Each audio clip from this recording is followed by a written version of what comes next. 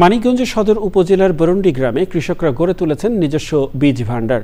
দেশি জাতের ধানের জাত সংরক্ষণ আর জৈব কৃষি চর্চার মধ্য দিয়ে তারা এখন এগিয়ে যাচ্ছেন খাদ্য নিরাপত্তা ও স্বনির্ভরতার পথে। স্থানীয় কৃষকেরা বলছেন, বাইরের বাজারের উপর নির্ভর না করে নিজেদের বীজই তাদের সবচেয়ে বড় শক্তি।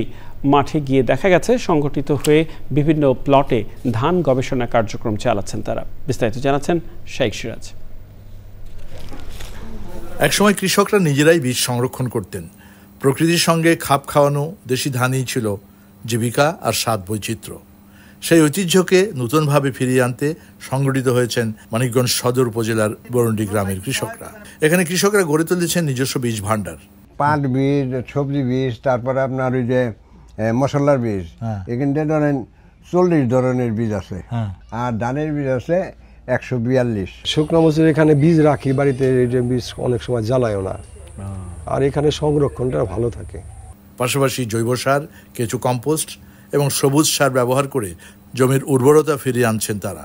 এতে উৎপাদন খরচ যেমন কমছে, বাড়ছে আত্মনির্ভরশীলতা। মুগবুল ধানের বীজ নিচ্ছি, আর ওই যে চিনিগুড়া ধানের বীজ নিচ্ছি।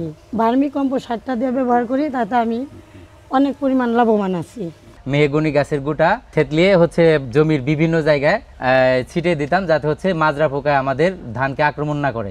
কৃষকদের সম্মিলিত প্রচেষ্টায় তৈরি হয়েছে গবেষণা প্লটও, যেখানে আছে হরেক রকমের দেশীয় আমন জাতের ধান। এই বীজটা আমার হাতে গড়া, আর সরকারি যে বীজটা, ওই বীজটা তো মূলত আমাদের হাতে নাই।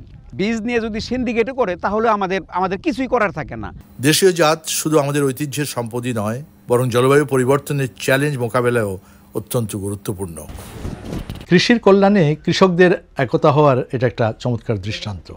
এটির প্রয়োজনীয়তা এই কারণে যে আমাদের হারিয়ে যাওয়া যে সমস্ত কৃষির কৌশলগুলো আছে, যে সমস্ত বীজগুলো আছে, যেগুলো দিয়ে আগামীর ভবিষ্যতের কৃষিকে আরও সম্প্রসারণ করা যাবে, সেগুলোকে সংরক্ষণ করা যেমন প্রয়োজন, একইভাবে প্রয়োজন জৈবিক কৃষিকে ধরে রাখা।